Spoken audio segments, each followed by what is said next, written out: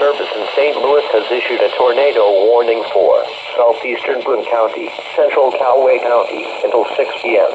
At 5:31 p.m., a severe thunderstorm capable of producing a tornado was located near Ashland and moving east at 45 miles per hour. Expected hazards include tornado and ping-pong ball-size hail. This is a radar-indicated threat. The following impacts are expected. Flying debris will be dangerous to those caught without shelter. Mobile homes will be damaged or destroyed. Damage to roofs, windows, and vehicles will occur. Tree damage is likely.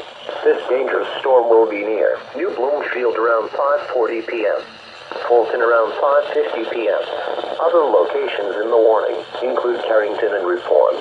This tornado warning replaces the severe thunderstorm warning that was in effect for the same area.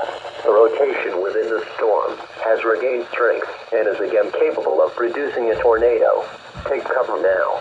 Move to an interior room on the lowest floor of a sturdy building. Avoid windows. If in a mobile home, a vehicle, or outdoors, move to the closest substantial shelter and protect yourself from flying debris. Repeating, a tornado warning has been issued until 6 p.m. for the following counties in Missouri: Boone and Callaway,